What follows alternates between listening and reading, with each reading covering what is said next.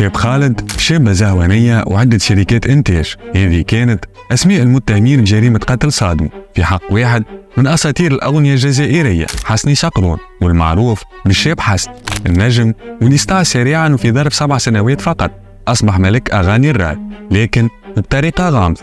تم اغتياله أمام منزله من طرف مجهولات لتبقى هالجريمة لغز الأكثر من 20 عام. لكن في حلقة اليوم باش نقدموا لكم اعترافات القاتل واللي قام بالكشف عن السبب اللي قتل من أجله حسن.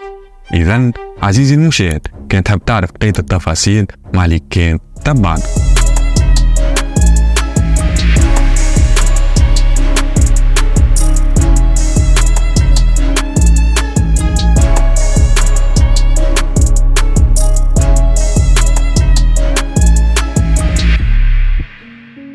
قصة اليوم باش تاخونا في رحلة إلى الجزائر، وتحديدا حي قنبيطة بمدينة وهران، من تولد حسني شقرون نهار 1 فبراير 1968 وسط عائلة تتكون من الأب واللي يعمل حداد، والأم واللي كانت ربة بيت، و7 أخوة كان هو أصغرها. كان حلم العائلة كما حلم كل العائلات العربية بصفة عامة، وهو أنه يصبح ابنهم طبيبا أو مهندس. لكن الحسني رأي آخر، فقد اختار أنه يصبح لاعب كرة قدم محترف ليبدأ سريعا في ممارستها ضمن إحدى الفرق المنتمية للقسم الثاني من الدوري الجزائري، وبشهادة مدربه وليتوقع وصوله إلى نجومية سريعة، حيث كان يعتبره من أفضل اللاعبين.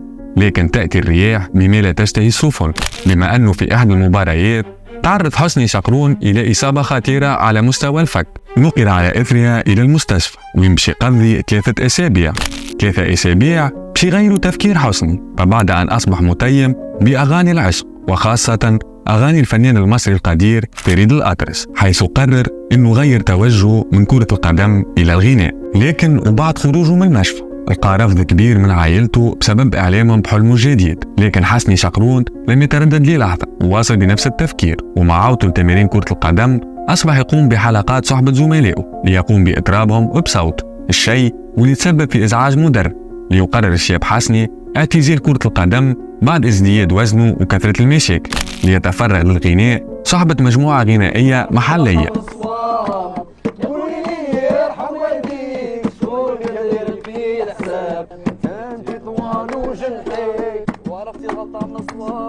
لكن خلال فترة زمنية قصيرة جاءت أولى الفرص لهالأخير، حيث طلب منه أحد زملائه السابقين أنه يقوم بالغناء في حفل زفاف، ودون تردد قبل الشاب حسني بهالطلب، لتكون هذه أول مواجهته مع الجماهير والإعلان الرسمي لولادة الأسطورة الشاب حسني. أقول لكم الشاب حسني، ونعرف بلي عمركم ما تزيدوا تنساوه. الشاب حسني ليبدأ في مرحلة ثانية بالغناء في الكباريات، يعجب به أحد المنتجين المعروفين في ذلك الوقت، ويقترح عليه القيام بأغنية صحبة شابة زهوانية، الأغنية واللي كانت تحمل اسم البركة. بدينا مع بعض الله يرحمه، بدأ بكري وكمل بكري. كلمات مؤثرة جدا، بدأ بكري وكمل بكري. سي ان غران الشيء في الفن.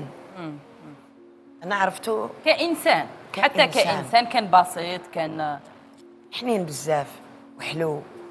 ومع وصولنا سنة 1990 سجل حسني أكثر من 150 ألبوم ليصبح معشوق الجماهير، واللي أصبحت متيمة بأغانيه، خاصة أنه أغلب الشباب مروا بتجارب حب فاشلة، لكن وجدوا في أغاني حسني ما يشفي غليلهم، لدرجة أنهم أطلقوا تسمية حبة الأسبرين على ألبومات الشاب حسني، والذي عرف عالميا، حيث أصبح يقوم بحفلات بين أمريكا، فرنسا واليابان.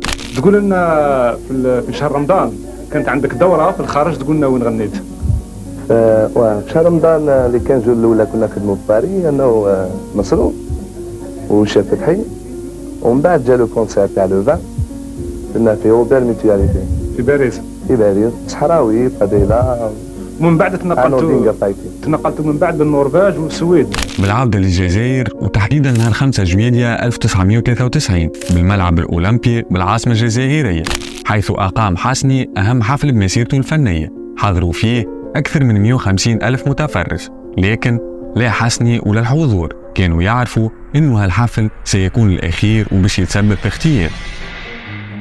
ومع وصولنا ليوم الخميس الموافق 29 سبتمبر 1994 كما كل نهار استيقظ حسن وقصد الاستوديو للقيام ببعض المهام ومن ثم التوجه للمقهى المتواجد بالحي.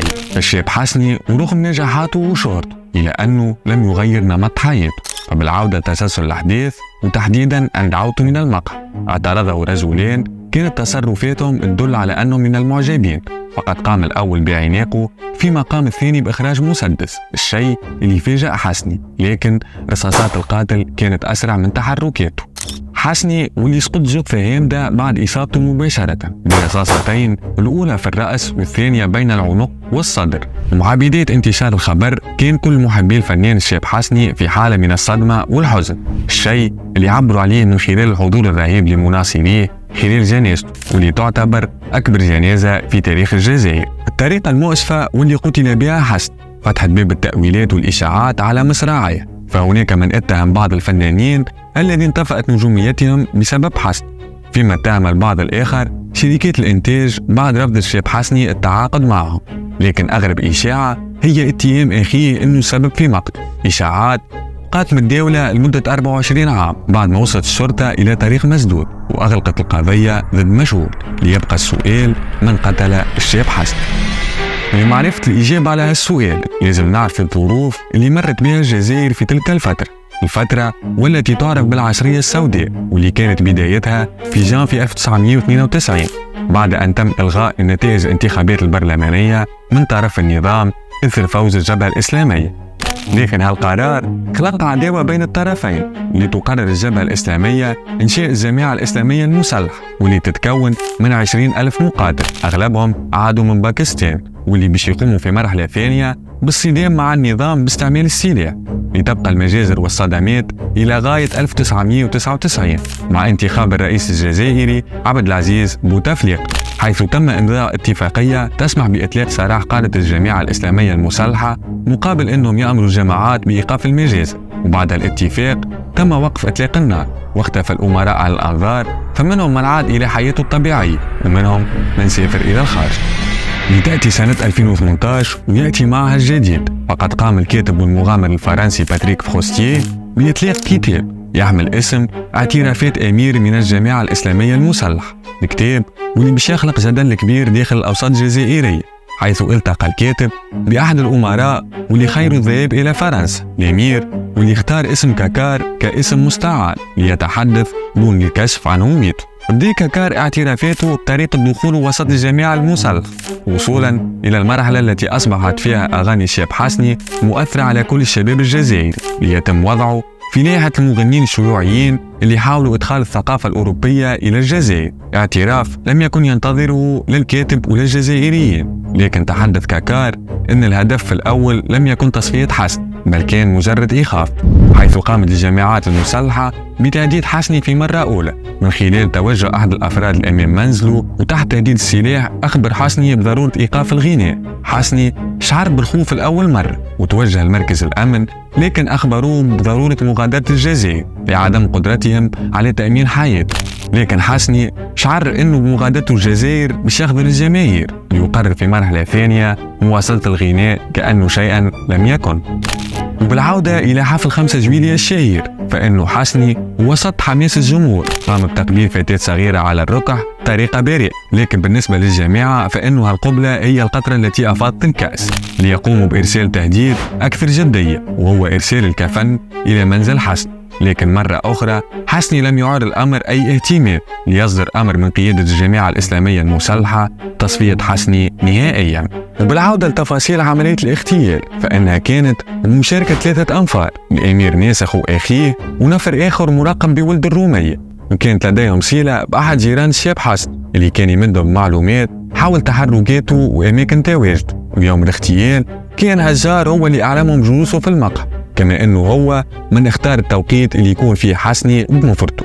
وحين عودوا من المقهى استوقفه 2 منهم، فيما قام ولد الرومية بإطلاق النار، لكن ومع محاولتهم الهروب صادفوا شرطي بزي مدني واللي أطلق النار وأصاب ولد الرومية اللي بقى ينزف إلى حين وصولهم إلى مخبأهم ولعدم وجود طريقة لإسعاف، فإنه هالأخير توفي متأثر بإصابته. اعترافات الأمير شملت أيضا عدة جرائم أخرى، في حق عدة أوجه جزائرية معروفة، كما أن الجامعة الإسلامية المسلحة لم تكن تستهدف الدولة الجزائرية فقط، بل كانت أيضا تستهدف أي شخص ضد تفكيره. وفي الأخير عبر كاكار عن ندمه في التخطيط لها العملية، وقال أنه أخطاؤه غير مغفورة.